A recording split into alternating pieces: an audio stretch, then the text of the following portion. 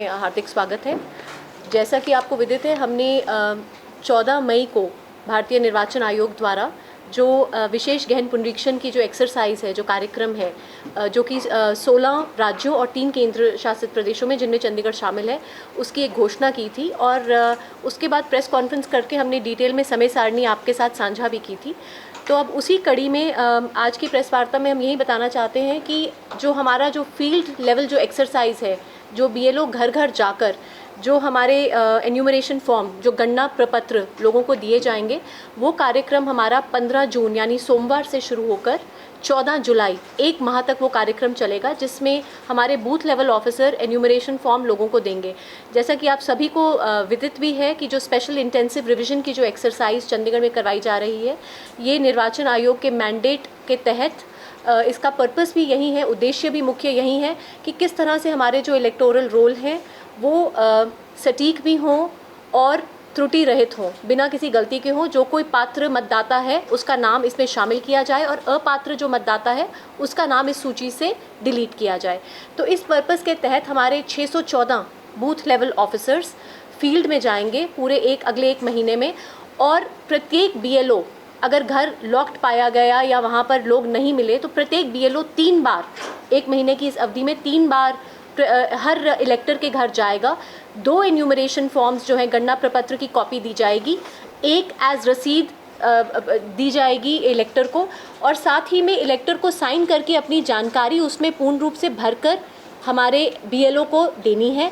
तो लोगों से, वोटर से, इलेक्टर से, सभी से यही अपील है कि अपना एन्यूमरेशन फॉर्म बीएलओ को ज़रूर जमा कराएं, क्योंकि जो हमारा ड्राफ्ट इलेक्टोरल रोल है जो प्रकाशित किया जाएगा, उसमें केवल उन्हीं लोगों के नाम आएंगे, दर्ज किए जाएंगे जो अपना एन्यूमरेशन फॉर्म जमा कराएंगे।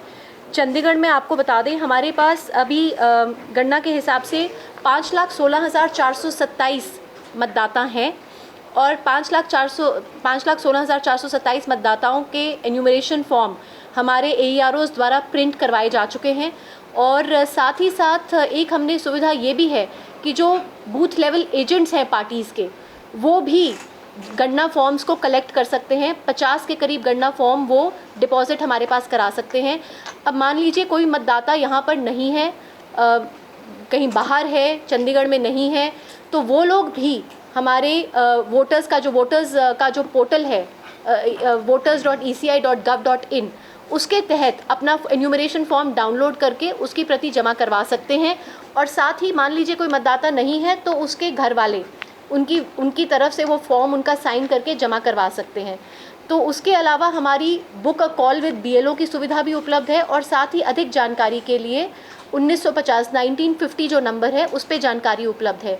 जहाँ तक मैपिंग का सवाल है, अगर आपको अपनी मैपिंग पता है, जो पुरानी एसआईआर की एक्सरसाइज चंडीगढ़ में 2002 में हुई है, तो पुरानी मैपिंग के विषय में आप अपने एन्यूमरेशन फॉर्म में डिटेल्स भर सकते हैं। कुछ उसमें प्री प्रिंटेड भी आएगा जिनकी जानकारी हमारे को पहले से थी।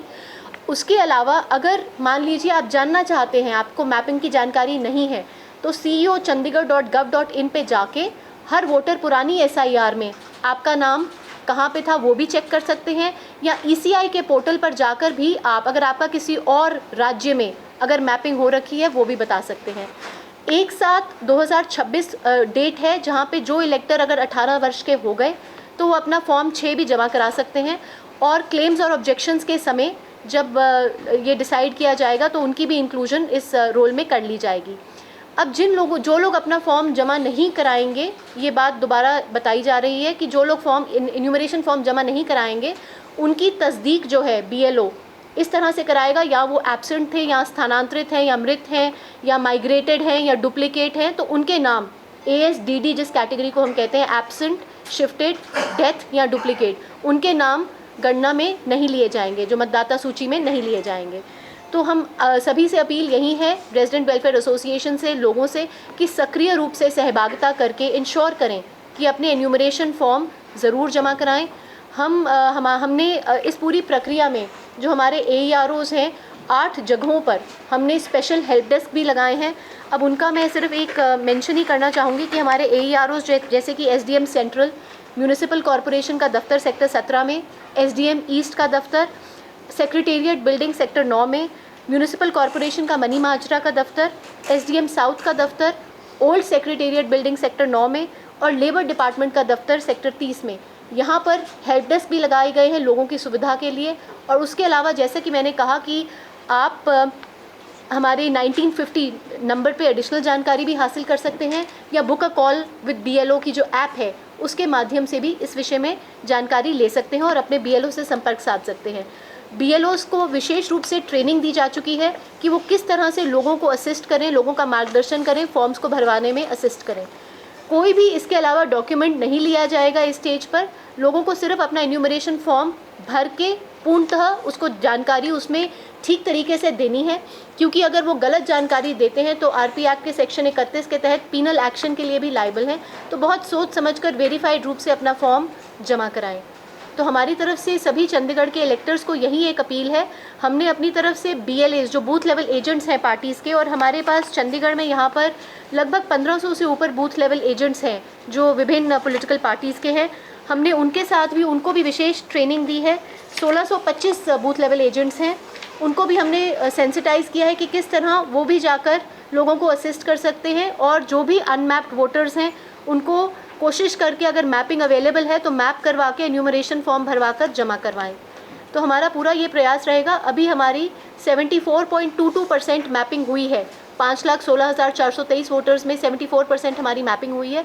हमारा प्रयास यही रहेगा कि ज़्यादा से ज़्यादा लोग मैप, या जो भी अगर जिसके पास कोई जानकारी नहीं है तब भी वो एन्यूमरेशन फॉर्म अपना साइन करके जमा ज़रूर करवाए। वो क्लेम्स और ऑब्जेक्शन की स्टेज पे हमारे AERO साहिबान उनको बुलाकर उनसे अगर कोई डिटेल्स चाहिए तो उनसे तस्दीक करके उनके नामों को इंक्लूड या एक्सक्लूड करने का फैसला, निर्णय लेंगे। तो आप सभी से, मीडिया के बंधुओं से भी यही हमारी अपेक्षा है, यही हमारी रिक्वेस्ट है कि आप भी, क्योंकि इसमें काफ़ी सारी एक्टिविटीज़ हम वोटर अवेयरनेस की भी करेंगे, इलेक्टर अवेयरनेस की, जिससे लोगों को पता चले। कोई मान लीजिए यहाँ पर नहीं है तो उनकी भी जानकारी के लिए साइकिल रैली है, उसके अलावा वॉकथॉन है, पोस्टर्स बैनर्स लगाए जाएंगे, सेल्फी पॉइंट्स पुट अप किए जा रहे हैं। तो हमारी सभी से यही रिक्वेस्ट है कि आप अपने अखबार के माध्यम से भी एडवर्टिजमेंट भी दी जाएगी, जिंगल्स भी चलाए जाएंगे। हम एक मोबाइल गाड़ी और वैन भी चलाएंगे जिसमें लोगों को बेशक कूड़ा गाड़ी पे कोई एक जिंगल या म्यूज़िकल भी चलाएंगे, जिससे लोगों को अवेयरनेस ज़रूर रहे कि ये फॉर्म ज़रूर भर के देना है, क्योंकि समय अवधि हमारे पास 1 माह की ही है, तो इस समय के दौरान ये देना है। उसके अलावा बस यही बताना चाहेंगे कि जो हमारा ड्राफ्ट, एक बार जब एन्यूमरेशन फॉर्म हमें मिल जाएंगे तो हमारा जो ड्राफ्ट इलेक्टोरल रोल है वो 21 जुलाई को पब्लिश किया जाएगा, 21/7 को पब्लिश किया जाएगा। 14/7 तक जैसा मैंने बताया कि ये फील्ड में रहेंगे। 21/7 को publication of draft electoral roll है। उसके बाद किसी के दावे हैं या किसी की कोई आपत्ति है, क्लेम्स और ऑब्जेक्शंस हैं, उसका जो समय है वो 21/7 से लेके 20/8 तक का है।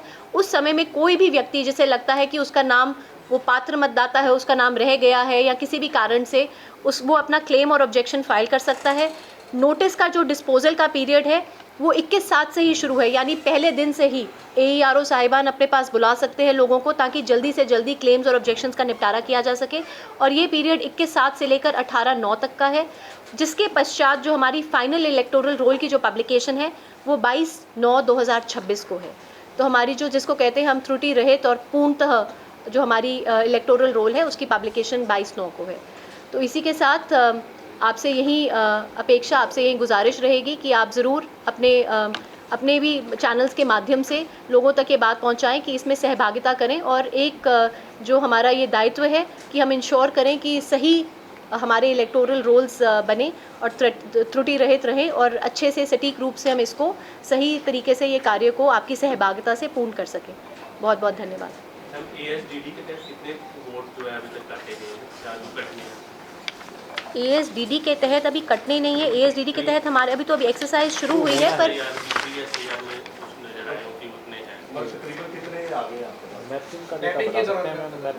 मैपिंग का बता सकते हैं कि 74% है। पर हमारे यहाँ पे ओवरऑल जो था कि हमारे वैसे जो इलेक्टर्स से पुरानी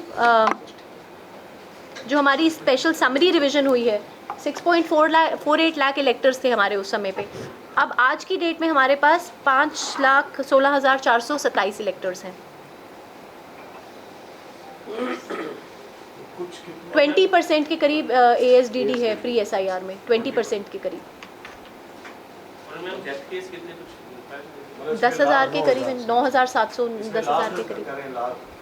वो अनमैप्ड हैं अभी 1,04,000 के करीब, ये 5,16,000 की फिगर में 1 लाख के करीब जो है वो अनमैप्ड हैं। पर अभी पूरा मौका है, अनमैप्ड भी जो लोग हैं वो भी अपना मैपिंग कर सकते हैं। जैसा मैंने बताया कि वो ECI की वेबसाइट पे जाके, अगर आप किसी और स्टेट में मैप्ड हैं, आपके ग्रैंडफादर या आपके पिताजी माता पिता किसी और कहीं और पे मैप थे उस समय में, आपका यहाँ नहीं है, तब भी आप वो जानकारी हमें प्रोवाइड कर सकते हैं।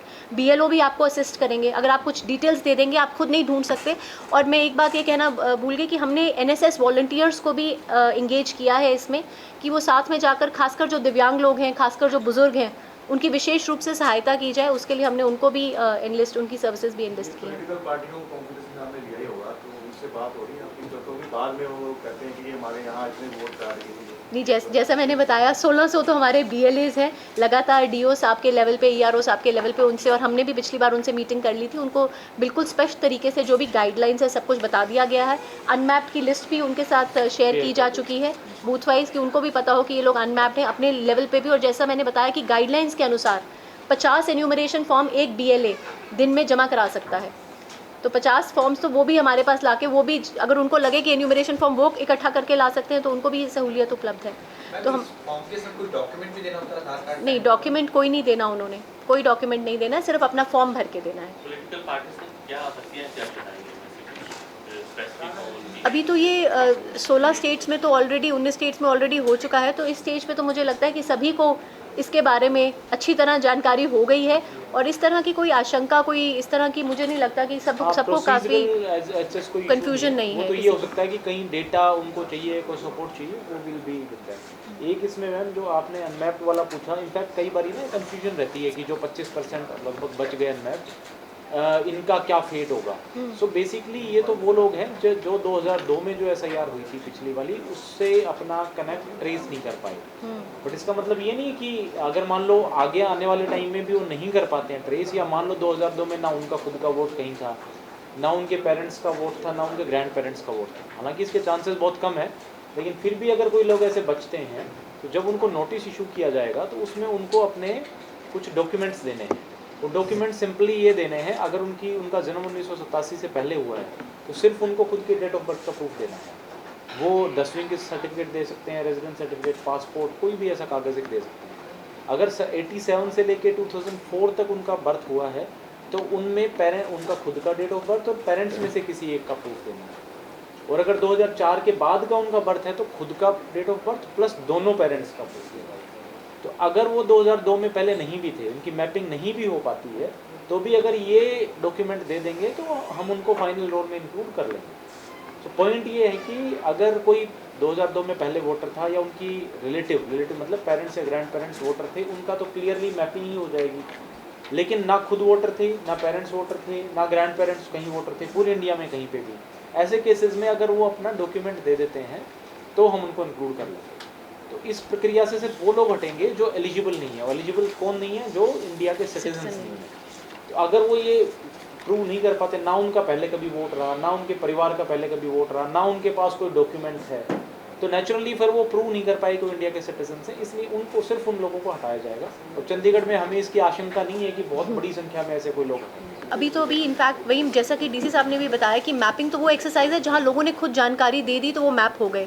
अगर नहीं भी दी मैपिंग में एक्सरसाइज, तो अभी फील्ड टू फील्ड विजिट है, अभी सबके पास एक अपॉर्चुनिटी है, वो ले लेगा। BLO जाएगा तो वो करेगा मैपिंग। कई लोग ऐसे भी हैं, जैसे मान लो कोई आर्मी में था पहले, या कोई बाद में सिविल सेटल हुए सर्विसेज में था, यहाँ के बाद में सेटल हुआ, अब वो मैपिंग नहीं कर पाया क्योंकि उसको उस समय पता नहीं उसका वोट कहाँ था भी या नहीं था। तो अब वो जब वो डॉक्यूमेंट दे देंगे तो उनका इंक्लूड